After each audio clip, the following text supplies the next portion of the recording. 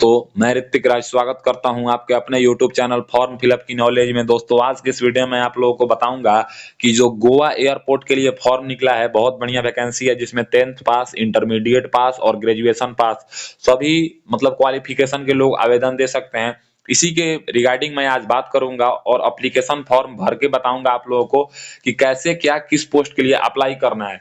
देखिए, 9 अलग-अलग तरह के गोवा एयरपोर्ट पे फॉर्म निकला हुआ है जिसमें ड्यूटी मैनेजर रैंप के लिए 5 पोस्ट है, ड्यूटी मैनेजर पैसेंजर के लिए 3 पोस्ट है और ड्यूटी ऑफिसर रैंप के लिए 3 पोस्ट है, ड्यूटी ऑफिसर पैसेंजर के लिए 15 पोस्ट है और जूनियर ऑफिसर टेक्निकल के लिए 6 पोस्ट है।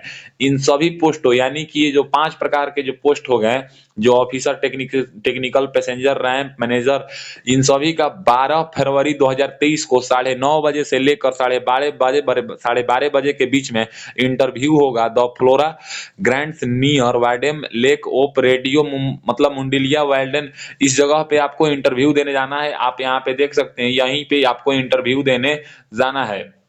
आप इस इंटरव्यू का जगह को भी आप एक बार अच्छे से देख सकते हैं, इसी यहीं पे इंटरव्यू देना है। उसके बाद बात करें तो यहाँ पे customer service executive and junior customer service executive के लिए 102 पोस्ट पे वैकेंसी है। 13 और 14 फरवरी को आपको इस जगह पे इंटरव्यू देने जाना है। सभी का इंटरव्यू इसी जगह होगा, डेट अलग अलग है। फिर यहाँ पे सीनियर रैंप सर्विस एग्जीक्यूटिव और रैंप सर्विस एग्जीक्यूटिव में 17 और 38 पोस्ट हैं, जिसमें आपको 15 और 16 फरवरी को इस जगह पे आपको इंटरव्यू देने जाना है। फिर यहाँ पे बात करें हैंडीमैन में सबसे अधिक पोस्ट है, 197 पोस्ट है। 17-18 फरवरी को 9:30 बजे से 12:30 बजे के बीच में यहाँ पे इस जगह पे आपको इंटरव्यू देने जाना है। इसके लिए आपको क्या करना है ना कि आपको एप्लीकेशन फॉर्म भरना है और एप्लीकेशन फॉर्म भरने के साथ आपको अगर जनरल ओबीसी डब्ल्यूएस कैटेगरी से अगर आप बिलोंग करते हैं तो आपको 500 रुपए का डिमांड ड्राफ्ट बनवाना है AI airport services limited Mumbai के नाम से। तो चलिए मैं आपको दिखाता हूं कि फॉर्म कैसे भरना है और कैसे क्या करना है। मैं आपको सब समझाता हूं, ए टू जेड प्रोसेस। फॉर्म भरने के लिए आपको सबसे पहले अपना गूगल ओपन करना है मोबाइल फोन में और गूगल ओपन करने के बाद आपको अपने गूगल में सर्च करना है AIASL। आप जैसे ही AIASL सर्च करेंगे तो यहाँ पे आपके सामने एआई एयरपोर्ट सर्विसेज लिमिटेड, इसका पूरा नाम है AIASL.in खुल के आ जाएगा। आपको इसको क्लिक कर देना है। अब जैसे ही आप इसको क्लिक करेंगे ना तो यहाँ पे देखिए राइट साइड में यहाँ पे देखिएगा तो 3 लकीर खींचा हुआ है, इस लकीर वाले ऑप्शन पे आपको क्लिक करना है। अब जैसे ही क्लिक करेंगे तो यहाँ पे आएगा, सबसे पहले होम है, फिर अबाउट है, फिर सर्विस है, फिर यहाँ पे क्लीनेस मतलब सब देख लीजिएगा, नेटवर्क है, यहाँ पे टेंडर्स है, यहाँ पे कैरियर का ऑप्शन है सबसे नीचे में। इस कैरियर के ऑप्शन पे आपको क्लिक करना है। कैरियर के ऑप्शन पे क्लिक करने के बाद यहाँ पे आपको रिक्रूटमेंट दिखाई देगा, रिक्रूटमेंट वाले ऑप्शन पे आपको क्लिक करना है। अब जैसे ही आप रिक्रूटमेंट वाले ऑप्शन पे क्लिक करेंगे ना तो यहाँ पे आप देखिएगा तो जिस भी जगह का इंटरव्यू है या मतलब जहाँ पे भी है, यहाँ पे आप देखेंगे तो walk in interview Goa international airport पे यहाँ पे फॉर्म निकला हुआ है इस जगह के लिए। 12 फरवरी, 15 फरवरी, 16 फरवरी, 17 फरवरी, 18 फरवरी को इंटरव्यू है। आप यहाँ से बस यहाँ पे एप्लीकेशन फॉर्मेट और वॉक इन इंटरव्यू गोवा, इस पे आप जैसे ही क्लिक करेंगे ना तो यहाँ पे अगर जब क्लिक करेंगे ना तो यहाँ पे क्लिक करने के बाद लोड हो जाएगा और डाउनलोड होने के बाद यहाँ पे पूरा notification AI airport services limited का खुल के आ जाएगा कि गोवा इंटरनेशनल एयरपोर्ट पे है। यहाँ पे देख सकते हैं मेल और फीमेल दोनों के लिए यहाँ पे ये वैकेंसी है और ये मेल और फीमेल के अलावा अगर हम बात करें तो यहाँ पे सब कुछ लिखा हुआ है कि कहाँ पे कितना पोस्ट है। अभी मैं आप लोगों को पोस्ट भी समझा दिया हूँ। अब यहाँ पे अब स्क्रॉल करेंगे ना तो आप क्वालिफिकेशन देख सकते हैं पूरा, जिस पोस्ट के लिए मांगा गया है, कहाँ पे मतलब किस पोस्ट के लिए कौन सा क्वालिफिकेशन है। तो यहाँ पे अगर जो सबसे अधिक पोस्ट है ना वो customer service executive and junior customer service executive के यहाँ पे देखिए कस्टमर सर्विस एग्जीक्यूटिव के लिए यहाँ पे ग्रेजुएशन चाहिए, सैलरी 19,300 है। यहाँ पे जूनियर कस्टमर सर्विस एग्जीक्यूटिव के लिए 16,350 सैलरी है, इंटरमीडिएट पास चाहिए। और यहाँ पे देखिए हैंडीमैन का बात करें अगर सबसे नीचे में होगा, देखिए यहाँ पे रैंप सर्विस एग्जीक्यूटिव, सब आप सब कुछ पढ़ सकते हैं। यहाँ पे देखिए सबसे 10 नंबर में है utility agent ramp camp driver. यहाँ पे देखिए हैंडीमैन में है ना 10th क्लास पास मांगा गया है और इंग्लिश बोलना आना चाहिए और हिंदी बोलना आना चाहिए।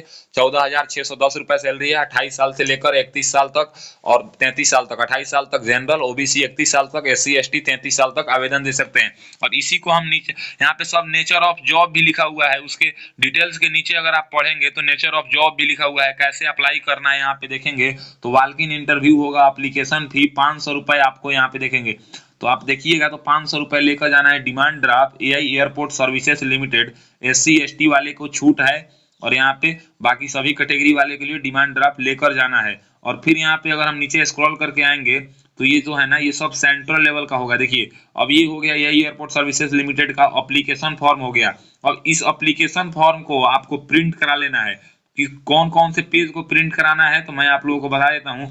13 नंबर पेज, 14 नंबर पेज और उसके बाद 15 नंबर पेज, उसके बाद आइएगा तो 16 नंबर पेज यहाँ पे देखिए, फिर 17 नंबर पेज, 18 नंबर पेज, यही 18 नंबर यानी कि 18 नंबर तक आपको प्रिंट करा लेना है 12 से लेकर 18 तक। ये प्रिंट कराने के बाद आपको कैसे भरना है ये मैं आपको बता देता हूँ। ये 6 पेज प्रिंट कराने के बाद आपको सबसे पहले यहाँ पे फॉर ऑफिस यूज के लिए है, यहाँ पे कुछ नहीं भरना है, इधर भी कुछ नहीं भरना है। यहाँ पे एक आपको पासपोर्ट साइज फोटो चिपका के क्रॉस सिग्नेचर कर देना है, यानी कि आधा सिग्नेचर नीचे हो फोटो के और आधा सिग्नेचर फोटो पे हो। यहाँ पे आप जिस पोस्ट के लिए अप्लाई करना चाहते हैं उसका नाम लिख दीजिएगा और यहाँ पे जिस स्टेशन के लिए अप्लाई करना चाहते हैं वो स्टेशन का नाम लिख दीजिएगा। जैसे गोवा एयरपोर्ट के लिए करना चाहते हैं या अहमदाबाद किसी भी एयरपोर्ट के लिए करना चाहते हैं वो यहाँ पे लिख दीजिएगा। क्या आपका एम्प्लॉयमेंट एक्सचेंज में रजिस्ट्रेशन है तो यहाँ पे यस कीजिएगा, तो यहाँ पे रजिस्ट्रेशन नंबर डालिएगा। अगर आप फ्रेशर हैं नहीं है तो यहाँ पे इसको नो कर दीजिएगा। फिर यहाँ पे आपको फुल नेम लिखना है, फर्स्ट में आपका फर्स्ट नेम लिखेगा, मिडिल में मिडिल नेम और लास्ट में लास्ट नेम लिखिएगा। फिर यहाँ पे आपको अपने पिताजी का नाम लिखना है, वो भी मैट्रिकुलेशन के मार्कशीट के अकॉर्डिंग। डेट ऑफ बर्थ आपको लिखना है। फिर यहाँ पे place of state of birth, आप किस स्टेट से बिलोंग करते हैं ये आपको लिखना है। उसके बाद अगर हम बात करें तो यहाँ पे देखिए फिर आपको 5 नंबर में आपको अपना कॉरस्पॉन्डेंस एड्रेस लिखना है, पूरा पिन कोड, और यहाँ पे फिर आपको स्टेट टू स्टेट सब कुछ लिखना है। फिर यहाँ पे मोबाइल नंबर लिखना है, ईमेल आईडी लिखना है, आप जेंडर मेल है या फीमेल है उसको टिक कीजिएगा। टिक करने के बाद आपको यहाँ पे ना 10th क्लास देखिए, जिसे मैरिटल स्टेटस, आप मैरिड हैं अनमैरिड हैं जो भी हैं वहाँ पे आपको एक्स का निशान, जैसे अगर मैरिड हैं तो यहाँ पे एक्स कर दीजिएगा, अनमैरिड है तो यहाँ पे एक्स कर दीजिएगा। फिर 8 नंबर में नेशनलिटी आपको बताना है।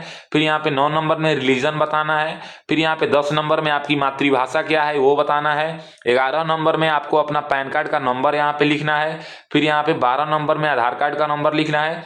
फिर यहाँ पे 13 नंबर में आप किस कैटेगरी से बिलोंग करते हैं। अगर आप जैसे SC से आते हैं तो यहाँ पे X कर देंगे, ST से आते हैं तो इसमें X करेंगे, OBC से आते हैं तो इसमें करेंगे, EWS से आते हैं तो इसमें, जनरल से आते हैं तो इसमें। आप जिस कैटेगरी से आते हैं ना उसमें टिक नहीं करना है, उसमें बस X कर देना है।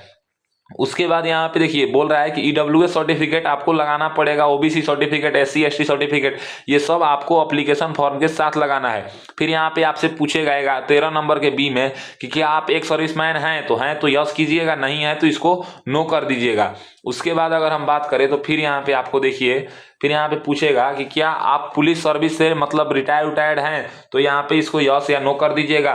फिर यहाँ पे पूछेगा डी में कि क्या आप एनी गवर्नमेंट सर्विस में मतलब कहीं जॉब किए हैं, तो इसको भी आप यस या नो कर लीजिएगा। उसके बाद यहाँ पे पूछेगा क्वालिफिकेशन 14 नंबर में आपका जो है ना, सबसे पहले आपको 10th का क्वालिफिकेशन बताना है।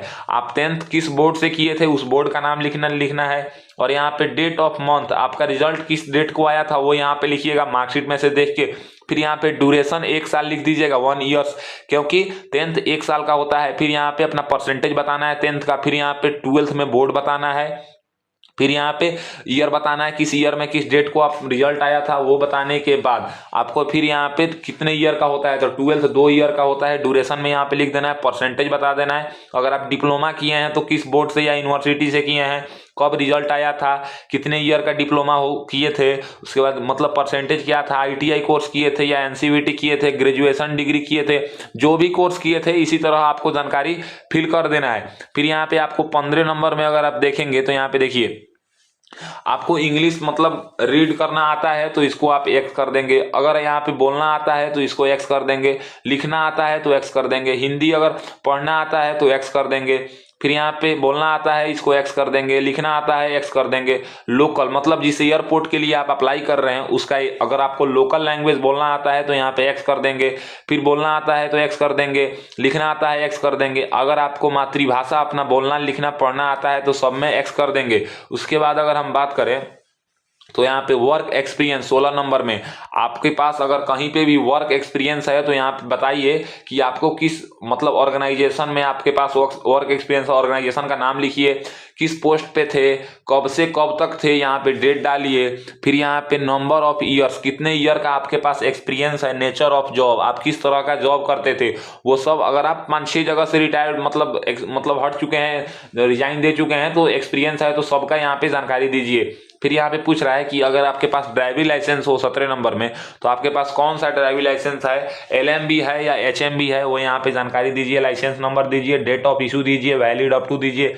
फिर यहाँ पे पूछ रहा है कि 18 नंबर में आप किस बैंक से जो है ना डिमांड ड्राफ्ट बनवा रहे हैं, वो यहाँ पे दीजिए डिमांड ड्राफ्ट जिस बैंक से बनवा रहे हैं। अगर स्टेट बैंक से बनवा रहे हैं तो स्टेट बैंक ऑफ इंडिया लिखिएगा। किस डेट को आपको डिमांड ड्राफ्ट इशू हुआ था, डिमांड ड्राफ्ट नंबर क्या है, ये सब डिमांड ड्राफ्ट के कैसे बनता है इसका वीडियो मेरे यूट्यूब पे अपलोड है, आप वहां से जाके देख सकते हैं। उसके बाद अगर हम बात करें तो फिर यहाँ पे आपको क्या है ना कि फिल करना है कि अगर आपका कोई रिलेटिव AI एयरपोर्ट सर्विसेज में जॉब करता है तो यहाँ पे नेम डालिए, पद डालिए, कंपनी डालिए और रिलेशन डालिए कि उससे आपका क्या रिलेशन है।